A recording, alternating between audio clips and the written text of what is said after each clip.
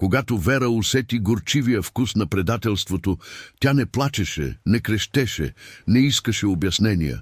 Тя просто обърна гръб и изчезна от живота, който водеше повече от 3 десетилетия.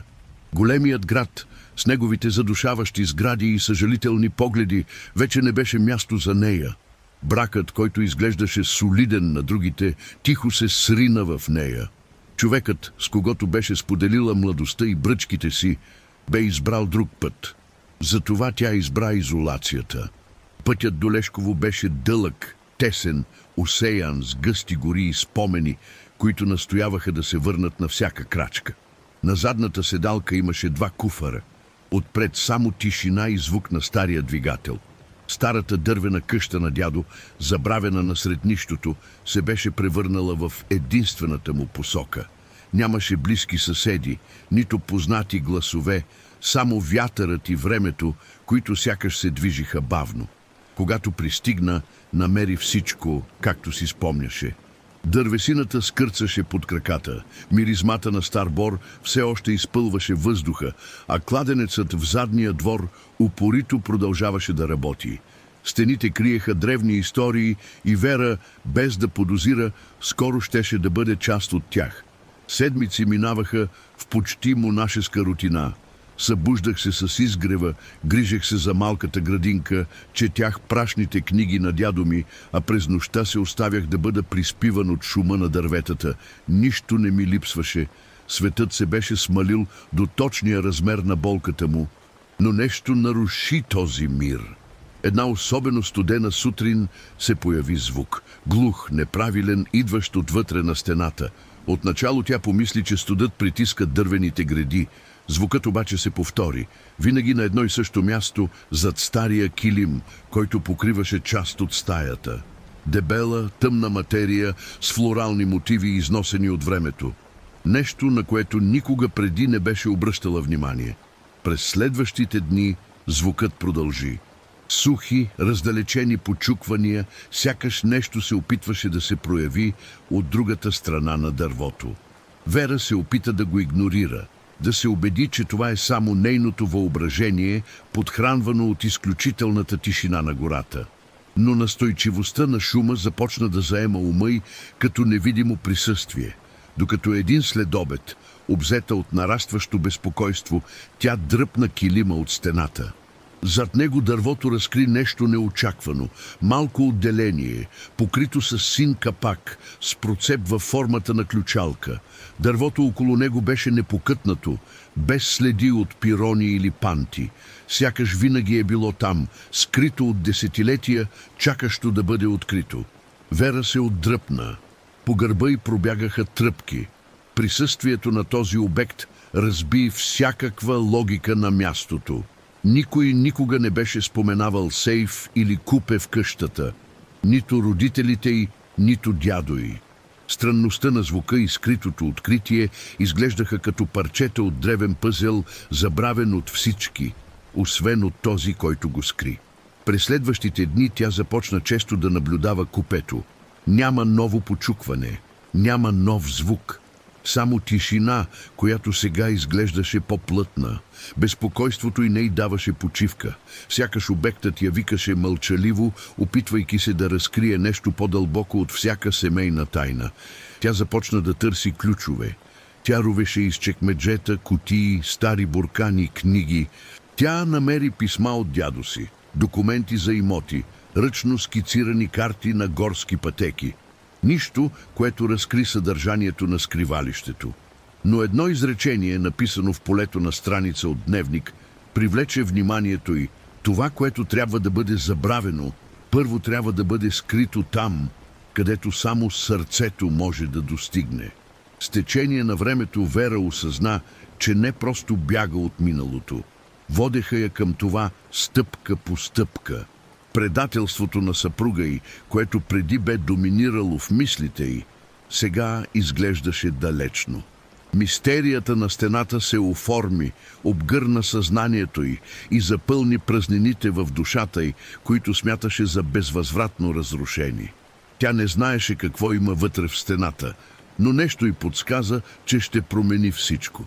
Рутината, която някога беше проста и повтаряща се, започна да се прекъсва от моменти на мълчаливо търсене. Всеки ъгъл на къщата, всяка пукнатина в пода, всяка част от античната мебел беше внимателно претърсена. Вера не просто търсеше ключ, тя търсеше смисъл. Тази стена, този звук, онази синя кутия, скрита зад килима, се бяха превърнали в новия пулс на нейното съществуване. Тишината на селото, някога успокояваща, сега трептеше от очакване. Една сива сутрин Вера реши да разгледа тавана, където никога не беше влизала от пристигането си. Тясната, скърцаща стълба я отведе до задушната стая, пълна с паяжини и предмети, увити в стари платове. Миризмата на мухъл и влажно дърво веднага я обгърна. Сред заключени куфари, счупени рамки за картини и изсъхнали книги, тя намери малка кутия с инструменти с гравирано върху дървото име на дядо си. Вътре, освен чукове и пирони, лежеше ръждясъл ключ с необичайна форма, с деликатни спирални резби. Пръстите му се поколебаха, когато го докосна. Формата на ключа съвпадаше с процепа в скритото отделение. Сърцето му биеше, сякаш цялото му тяло откликна, преди умът му дори да успее да го рационализира. Същата нощ, когато камината беше запалена и къщата потъна в мрак, Вера постави ключа пред процепа. За момент тя остана неподвижна, сякаш очакваше нещо да я спре, но тишината сякаш бе спряла дъха й. Тя завъртя ключа. Чу се тихо щракване. Капакът бавно се отвори, разкривайки тъмно, влажно пространство. Вътре имаше малка метална кутия, увита в ръчно бродирана кърпа с инициалите ЕК. Вера го разпозна веднага. Това беше написаното от Елена Кузнецова, нейната баба по майчина линия, която беше починала преди да се роди. Майка й рядко говореше за нея, винаги с отстранен поглед, сякаш имаше история, която тя би предпочела да погребе. Вера внимателно извади кутията. Беше студено и изненадващо тежко. Тя седна на пода в хола, вперила очи в предмета от миналото. Когато го отвори, тя намери 3 предмета – сребърен медальон, бележник с твърди корици с пожълтели страници и внимателно сгънато писмо. Медальонът съдържаше черно-бяла снимка на млада жена с черти, които приличаха на нейните. Погледът на момичето, въпреки възрастта, беше проницателен. Имаше сила, меланхолия и още нещо. Нещо, което Вера не можеше да назове. Сякаш този поглед обхващаше поколения. Той разлисти тетрадката. Беше пълен с бележки, написани с твърд почерк. Бяха размисли, изповеди, спомени, фрагменти от живот, който сякаш беше забравен от всички. Пасажи говореха за забранена любов, за планирано бягство, за дете, което никога не е било родено. Имаше истории за безсънни нощи, за страх, за тежестта на избор, който никога не е бил отменен. Накрая писмото беше адресирано до дъщеря й, майката на Вера, но така и не беше изпратено. Съдържанието, макар и кратко, беше напрегнато. Разкрива болката от принудителната раздяла, последиците от страст, която се противопоставя на морала на времето, и молба за прошка, която никога не е имала време да бъде приета. Откритието разтърси Вера повече, отколкото можеше да си представи. Винаги беше израснала, слушайки, че семейството й е просто почтено и няма големи тайни. Но там пред нея имаше забравен фрагмент от историята на нейния род. Предателството, което я бе накарало да изостави всичко, сега изглеждаше малко в сравнение с това, което тази жена беше изживяла мълчаливо. Дни наред Вера препрочиташе тетрадката, изучавайки всяка дума, всеки ред. Тя открива, че баба й е имала любовна връзка с мъж, когото никога не може да назове, тъй като той принадлежи към семейство, което по това време е било политически враг. Бременността е била прекъсната от външен натиск, а принудителното изгнание в отдалечено село е запечатало мълчанието. Елена бе умряла млада и нейната история беше погребана заедно с нея. Вера започна да изпитва странна връзка с тази жена. Сякаш собствената й любовна болка се преплиташе с миналото на баба й. Сякаш и двамата бяха доведени до самота от избори, които не можеха да контролират. И в тази късна среща между поколенията нещо в нея започна да се променя. Тя реши да пише. Тя възобнови стария си навик да записва чувствата си в тетрадки и с всяка написана страница се чувстваше все по-близо до себе си. Болката от изоставянето започваше да се разтваря. Уединението на къщата вече не беше бреме, а подслон. Тишината на гората, която преди я беше потискала, сега я обгърна като гостоприемно одеяло. С течение на времето Вера реставрира металната кутия. Постави медальона на основния рафт в стаята, а тетрадката запази сред собствените си дневници. Ключът, сега блестящ след леко почистване, започна да се носи на веришка около врата й, като символ на нещо, което никога повече няма да бъде забравено. В една слънчева неделя, докато вървеше към брега на езерото с лекия вятър, галещ лицето й, тя почувства нещо ново – спокойствие. Беше преодоляла скръбта, тъгата и изоставянето и бе открила в самота и мистерия нещо, което никога не беше очаквала – себе си. С течение на седмиците село Лешково започва да разкрива нюанси, които преди това са оставали незабелязани. Постоянната тишина вече не беше просто липса на шум. Това беше живото присъствие на природата, времето и историята. Всеки ден Вера се чувстваше така, сякаш преминаваше не просто през фаза, а през вуал между това, което беше и това, което тепърва можеше да бъде. Започва да прави кратки разходки из квартала, като винаги носи със себе си тефтера на баба си.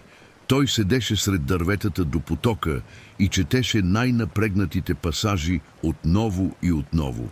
В много от тях усещаше ехото на собствените си емоции. Сякаш тази жена, която никога не беше срещал, беше изпитала подобна болка, но в още по-жестоко време. И там, далеч от всичко, двамата сякаш най-накрая се срещнаха. Новината за нейното присъствие в селото скоро се разнесла.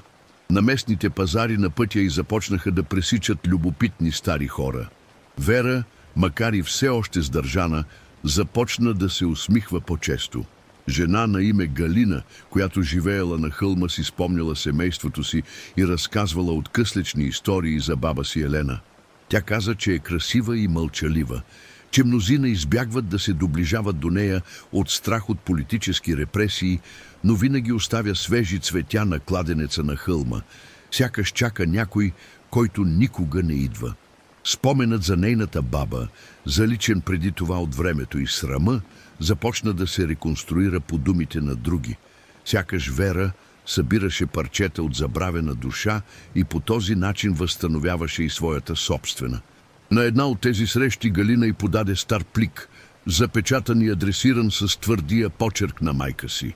Тя каза, че го е намерила, докато почиствала кутия в плевнята, заедно с друга кореспонденция. Пликът, така и неизпратен, беше адресиран до самата Елена. Пожълтялата хартия трепереше в ръцете на Вера, вътре писмо, което никога не е било четено, думи, изпълнени с копнеж, съжаление и изповед. Майка й, въпреки че е била обвита в мълчание през целия си живот, беше писала на майката, която бе загубила твърде рано. Тя разкри, че има смътни спомени, че е чувала шепот от роднини, но никой никога не я е насърчавал да разбере повече. Тя каза, че чувства необяснима празнота, че емоционалната изкованост може би се е родила от отсъствието на онази жена, която е била принудена да мълчи. Тази нощ Вера плака с часове. Плачеше за баба си, която беше заглушена, за майка си, която беше лишена от истината, и за себе си, която беше наследила невидими рани. За първи път от много време тя не плачеше за предателството на съпруга си. Сега това изглеждаше далечно, почти без значение в дълбините на заровените истории.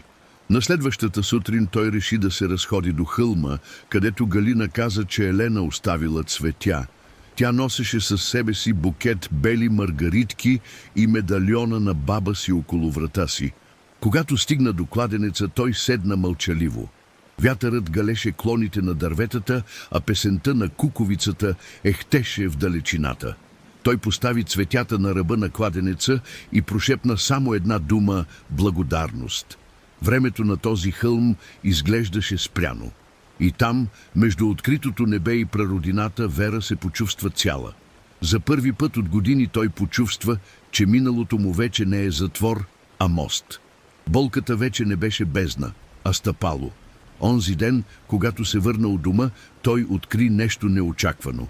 В ръждясалата пощенска кутия, която никога не беше използвана от пристигането му, имаше скорошен плик, няма обратен адрес. Вътре имаше проста картичка, само с едно изречение, написано на ръка: някои истории трябва да бъдат разказани дори и в мълчание. Нямаше подпис. Хартията излъчваше лек аромат на лавандула. Сърцето на Вера биеше лудо. Почеркът беше непознат. Тя се огледа, но пътят беше пуст. По гръбнака й пробягаха тръпки. Беше ли съвпадение? Дали беше подарък от съдбата? Тогава тя реши да трансформира всичко, което беше преживяла, в нещо по-велико. Тя започва да пише ежедневно, вече не само за себе си, а с намерението да съхрани, разкаже и почете. Тя взе всички тетрадки на баба си, собствената си история, и започна да организира всичко в книга. Тя нямаше никакво намерение да го публикува. Тя просто искаше да го запише, за да може някой ден да го намери и да разбере, че зад всяка мълчалива стена има гласове, които чакат да бъдат чути. Един следобед, докато пишеше на стария компютър, който беше намерила в гардероба на дядо си, тя отново чу глухия звук. Точно същият звук я беше довел до първоначалното откритие. Сърцето й биеше. Тя бавно стана, прекоси стаята и спря пред стената, където беше намерена кутията. Но там нямаше нищо, освен празнота. Купето остана отворено, празно, както го беше оставил. Той постави ръка на дървото. Тишина. Може би това беше въображението му. Или може би беше напомняне, че има истории, които отказват да умрат. И точно в този момент, сякаш Вселената очакваше да се предаде, Вера почувства нов вид мир. Не мирът на забравата, а мирът на разбирането, за прегръщане на миналото, на приемане на белезите. И там, насред гората, в сърцето на дълбока Русия, тя най-накрая се усмихна истински. В дните, последвали това странно ново почукване на стената, Вера започна да забелязва детайли, които преди бяха невидими. Скърцането на подова дъска в коридора сега изглеждаше ритмично. Люлеенето на кухненската врата от вятъра вече не беше произволно. Всичко в къщата сякаш искаше да й каже нещо, сякаш оживя, след като тайната на Елена беше разкрита. Тя продължи да пише. Тя започна да организира главите, вмъквайки откъси от тетрадката на баба си със собствените си думи. И колкото повече пишеше, толкова повече чувстваше, че не е сама. Сякаш всеки параграф е конструиран с помощта на невидими ръце, водени от времето. Един следобед, докато почистваше стария килер в спалнята си, той намери много тънка кожена папка, пъхната под фалшивото дъно на най-долното чекмедже. Вътре имаше технически чертежи, планове на къщата и поредица от напечатани страници с заглавие «Проект Е». Поверително.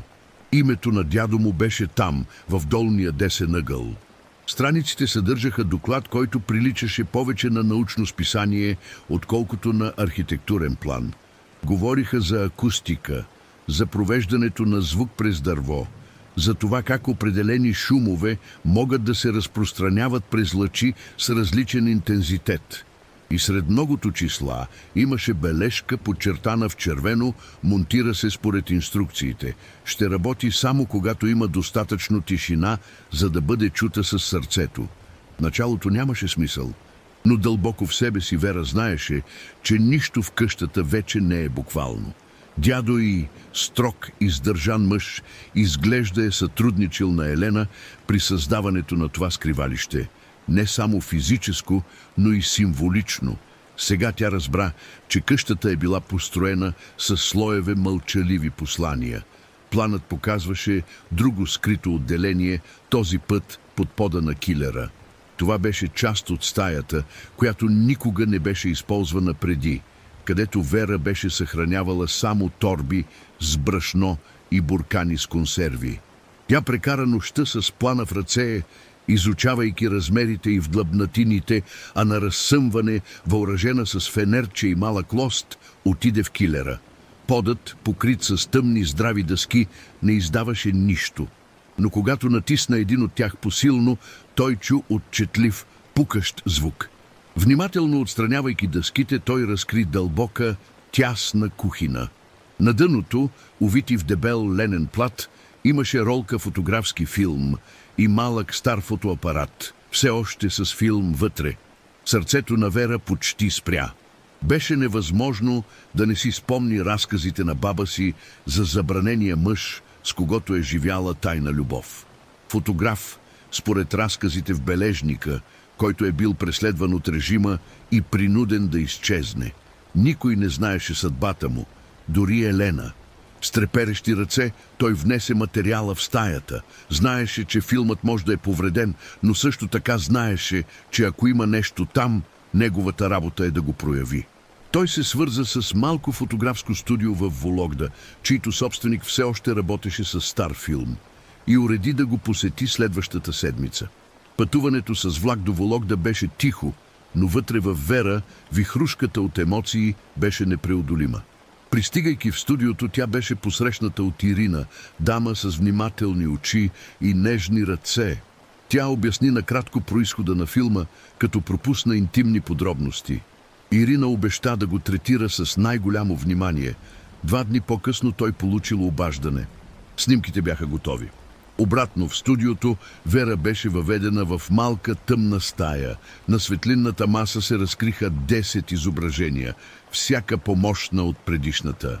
Те показаха Елена, усмихната насред гората, седнала на ръба на кладенеца на хълма, а на някой с ръка, преплетена с тази на висок мъж с нежни черти и лицето му, частично скрито от сянката на шапката му.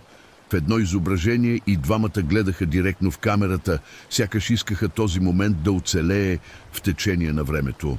Ирина гледаше мълчаливо Вера, уважавайки емоциите й. Накрая тя й връчи копията в плик и просто каза, че това е част от историята, която заслужава да бъде съхранена. На път за вкъщи Вера се почувства така, сякаш е направила пълен кръг. Болката на 3 поколения, свързани с мълчания, тайни и принудени избори, сега беше там, разкрита в забравени образи, думи и звуци. Нищо не можеше да промени случилото се, но сега всичко можеше да се разбере. Той реши да постави малък мемориал в главната спалня на къщата. На обикновена маса той постави медальона, бележника на Елена, реставрирания фотоапарат и някои от снимките. Всеки ден той палеше свещ на импровизирания олтар не като религиозен ритуал, а като жест на признание, кимване в знак на уважение към онези, които дойдоха преди и мълчаливо проправиха пътя. Къщата престана да бъде убежище от мъката и се превърна в храм на повторното свързване. Вера продължи да пише, вече не само за миналото, но и за настоящето. Тя пише за разходки в гората, за посещенията на Галина, за тихи разговори с езерото. И един ден тя писа за ново чувство, което се е появило не на страст, а на нежност.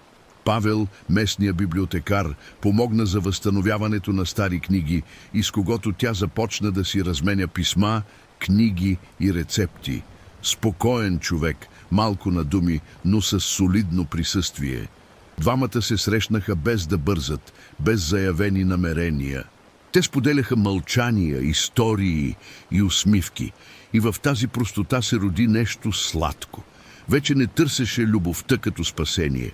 Сега любовта беше среща, пресичане на пътища, което не изискваше обещания, а само присъствие.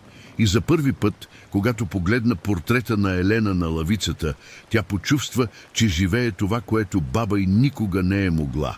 Живот на свобода. Разказана история. Със смяната на сезоните в Лешково се сменя и интериорът на Вера.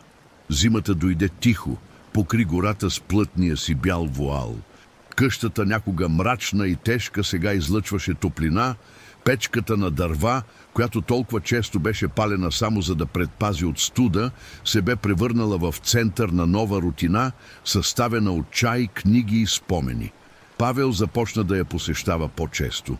Носеше редки книги, малки ремонти за къщата и от време на време пайове, направени от по-голямата му сестра. Винаги уважителен, винаги търпелив. Говореха за руска литература, древна политика, черно-бели снимки и най-вече за тишината. Между тях нямаше декларации или обещания, но във всеки жест имаше грижа. И това беше достатъчно. Една сутрин, докато подреждаше старите книги на дядо си, Вера се натъкна на ръкописно издание с твърди корици, с просто заглавие «Наследствено мълчание». Съдържанието беше смесица от философски мисли, лични разкази и любопитна теория, че мълчанието е най-дълбокото наследство, което едно семейство може да остави. В него дядото пише, че тайните не се изричат от страх, а се предават по необходимост. Че като крият това, което боли, предците вярват, че защитават онези, които ще дойдат след тях. Докато четеше тези думи, нещо пламна в нея. Тя разбра, че баба й не е единствената, която се крие. Майка й беше мълчала, дядо й беше мълчал, а тя самата беше избрала да мълчи толкова дълго. Но сега за първи път някой беше избрал да слуша. Същата зима Вера решава да отпечата написаните от нея страници. Тя използва старата печатна преса на библиотеката с помощта на Павел. Тя ги подвърза в суров плат като старите семейни книги. Тя направи само 3 копия. Едно за себе си, едно за съхраняване в местната библиотека и едно за изпращане на децата си. Тези, които рядко бе виждала, откакто напусна града. Беше писала без горчивина, без обвинения, само истини. Тя искаше децата й да знаят коя е тя, какво е преживяла, какво е открила и преди всичко искаше да знаят, че са свободни да направят същото, да кажат или да премълчат, стига да е по избор, а не от страх. 2 месеца по-късно пристигна първият отговор – писмо от най-големия й син Игор. Думите му бяха кратки, но напрегнати. Той каза, че никога не си е представял тежестта на историята, която носи, че се чувства виновен, че я е съдил, без да разбира, и че иска да я посети веднага, щом снегът започне да се топи. Докато четеше, Вера не плачеше. Тя само се усмихваше с насълзени очи, гледайки през прозореца белия пейзаж, който започваше да разкрива първите си признаци на пролетта. Започваше повторното свързване. Не защото го бе поискала, а защото си позволи да бъде видяна истински. Следващите месеци бяха белязани от малки посещения. Игор беше първият. Той донесе обикновен подарък, празен тефтер с надпис, който гласеше «За да започнат новите истории тук». Те седяха пред камината, разговаряха с часове, ходеха до кладенеца на хълма, не говореха за предателства или наранявания. Те просто изградиха ново настояще, без да бързат. След това дойде средната дъщеря Людмила. По-сдържан, по-наблюдателен. Тя донесе снимки на внуците си, истории за новата си работа и срамежливо, почти прошепнато извинение. Вера отговори с дълга прегръдка и горещ чай. Нямаше нужда от нищо друго. Накрая, месеци по-късно, най-малкият Алексей се появи неочаквано. Той не донесе нищо със себе си, освен себе си. И това беше най-ценното от всичко. Това лято дървената къща в Лешково отново се изпълни с смях, гласове, миризма на готвено във урната и стъпки по верандата. Внуците играеха в езерото, Вера береше зеленчуци в градината с Людмила, Павел помагаше на Игор да поправи покрива, а Алексей прекарваше часове в рисуване на дървета в гората. Сякаш времето беше решило да се отплати на тишината с музика. А през нощта, когато всички спяха, Вера сядаше на ръба на леглото с медальона на баба си в ръце. Щеше да прошепне думи на благодарност за всичко, което е преживяла, за всичко, което е научила и за това, че е избрала да не бяга от болката. Предателството, което някога я беше прогонило от града, сега изглеждаше като малък детайл в сравнение с необятността, която беше изградена от тогава. Понякога си мислеше за него, за мъжа, който някога е бил неин спътник. Не с обида, а с спокойна дистанция. Той не й липсваше, почувства свобода. И в един ясен августовски следобед, когато слънцето боядиса небето с златни нюанси, Вера събра всички в градината. Той направи обикновен тост с ябълков сок и стари стъклени чаши. Той не произнесе речи. Той просто вдигна поглед и каза, че никога не е предполагал, че може да се усмихне толкова искрено отново. В този момент вятърът задуха силно, носейки листа по полето. Мек, тъп звук сякаш идваше от посоката на къщата. Никой друг не го забеляза, но тя го направи. Той се усмихна. Знаех какво означава. Историята най-накрая беше завършена. Когато есента отново докосна селото с златните си листа, танцуващи по пръста, Вера разбра, че времето вече не е неин враг. Дните вече не минаваха като тихи сенки. Сега те бяха живи, скъпоценни записи, които тя гледаше внимателно. Сутрините започнаха да имат нов ритъм. След като запали печката и направи чай, Вера отиваше сама до хълма, където баба й оставяше цветя. Това беше интимен, почти свещен жест. Винаги вземаше различен вид – хризантеми, слънчогледи, лавандула, във всяко цвете по една мисъл, във всяка разходка гмуркане в собствената й душа. Павел все още присъстваше, но никога не се натрапваше. Те продължиха да си разменят книги, да помагат в домакинската работа и да се грижат заедно за местната библиотека. Тя започна да го нарича своя мълчалив спътник. Имаше нещо в начина, по който слушаше света, което караше всичко да изглежда по-леко. Времето с него не изискваше думи, а това беше рядкост. Една вечер, докато подреждаше лавицата си с книги, Вера откри неин стар дневник, забравен сред книгите от нейната младост. Докато го прелистваше, тя четеше изречения, които беше написала, когато все още беше омъжена жена, затънала в рутина, в която всичко беше за други хора. Имаше бележки за списъци за пазаруване, училищни срещи, прегледи при лекар, но сред тях драсканици от свободни изречения, фрагменти от това, коя е била преди да се забрави. Един пасаж привлече вниманието му. Сънувах, че вървя сам през празно поле, но когато погледнах назад, имаше цветя, които цъфтяха там, където бяха минали краката ми. Може би има красота дори в самотата. Вера се усмихна нежно, докато го препрочиташе. Младата жена, която беше написала тези думи, нямаше представа, че десетилетия по-късно нейната самота ще отстъпи място на нещо толкова пълноценно. Тя не само беше преоткрила историята си, тя се беше научила да върви с нея. В селото комшиите започнали дискретно да й се любуват. Не заради външния й вид или грандиозните й дела, а заради спокойствието, което носеше. Галина каза, че сега къщата диша отново, че дървото изглеждаше по-живо, че кладенецът на хълма бликаше по-бистра вода. Нещо се беше променило и всички го усетиха. Тогава пристигна неочаквано писмо. Дойде от Санкт-Петербург, подписан от издател на кратки мемуари и местни биографии. Той каза, че е получил копие от нейната книга, оставено анонимно в Централната библиотека на града. Той я попита дали би позволила тя да бъде публикувана в малък тираж. На Вера й трябваха 2 дни, за да отговори. Тя отиде до брега на езерото, седна с крака в ледената вода и си помисли за всичко, което беше преживяла. Публикуването на нейната история беше нещо повече от това да приемеш да бъдеш прочетена, то беше да приемеш да бъдеш видяна от напълно непознати. Но тя не се страхуваше, тя беше благодарна. Той отговори с няколко думи. Ако една история може да помогне на някого да разпознае себе си в мълчание, нека бъде разказана. Месеци по-късно излиза първото издание. Твърди корици, деликатна хартия, снимка на отворен прозорец на корицата, заглавието «Гласът, който живееше в стената». Нямаше пряко споменаване на Елена, нито на Павел, нито на измамения и съпруг.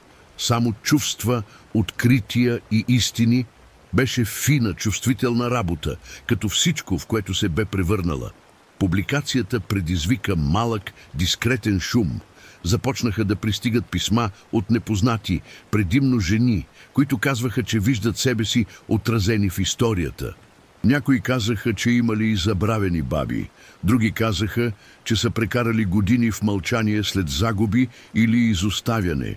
Всички благодариха за мълчаливата смелост да претвори болката в думи. Вера започна да отговаря на всеки един. Във всеки отговор тя остави непубликуван отказ от разсъжденията си. Тя не искаше слава или признание. Тя просто искаше да сподели идеята, че дори и най-тихите стени крият дълбоки гласове. Просто трябва да се научите да слушате. В едно от писмата си млада жена на име Олга пише, че след като прочела книгата, посетила къщата на прабаба си и вдъхновена от историята, открила кутия, скрита под пода на килера. Вътре имаше любовни писма от времето на войната. Тогава Вера разбра, че е постигнала нещо, което никога не е планирала. Да освободи истории, които все още чакат да бъдат разказани. Зимата дойде отново. И с това повече тишина. Но сега беше различна тишина, пълна, жив. Вътрешно пространство, където всичко беше прието. В този сезон Павел направи лесен жест. Донесе и люлеещ се стол, издълбан от ръцете му. Той го подаде без думи. Вера разбра. Беше време за почивка. Една вечер, докато Вера седеше на верандата с одеяло около раменете си, тя погледна към ясното небе. Усети хладния вятър на лицето си и затвори очи. Тя си представи баба Елена да седи до нея, не като спомен, а като нежно присъствие. Знаеше, че по някакъв начин тази жена я е довела тук. Старата къща в Лешково вече беше пълна с следи. Снимки, реставрирани предмети, отговорени писма. Но преди всичко беше пълен със смисъл. Тогава Вера разбра, че не е просто обитател на тази къща. Тя беше негов пазител, пазителка на гласовете, мълчанията и историите, които тя най-накрая пусна. Пролета дойде в Лешково като дълбока въздишка след сдържана зима. Дърветата, които бяха стояли голи от месеци, сега цъфтяха буйно, сякаш и те очакваха ново начало. Въздухът носеше влажния аромат на земята и мълчаливите обещания, които природата винаги изпълнява, когато студът отшуми. Вера почувства тялото си бавно, но духът и лек. Всяка сутрин тя отваряше прозорците на къщата си със същата тиха благодарност на някой, който се събужда в мир. Спомените за болка все още живееха в нея, но вече не бяха отворени рани. Те бяха части от по-голям, по-сложен и накрая завършен гоблен. Един ден, когато се върна от пазар с Павел, тя намери плик, проснат на масата на верандата. Без идентификация, без печат. Само парче ръчно изработена хартия, завързано с обикновена връв. Вътре имаше изрезка от вестник. Беше кратка бележка за скорошна смърт в Москва. Пенсионираният бизнесмен Анатолий Сидоров почина на 66 години. Името на мъжа, мъжът, който преди години разби сърцето й с хладно предателство, без обяснения, само отсъствия. Вера остана неподвижна, втренчена в хартията. Без сълзи, без начало. Просто твърдо, почти почтително мълчание. Не за него, а за себе си. Той седна в люлеещия се стол и погледна към околността. Спомни си деня, в който напусна града, без да погледне назад. Денят, в който чу първия звук, идващ от стената. В момента, в който открива писмото на баба си, всички мълчания превърнали се в гласове. Сега тази глава завърши естествено, като книга, която се затваря внимателно. Няма нужда от отмъщение, без забавена болка. Просто осъзнаването, че някои хора идват, за да си тръгнат. И че понякога точно това трябва да направят. Същия следобед Вера отиде до кладенеца на хълма.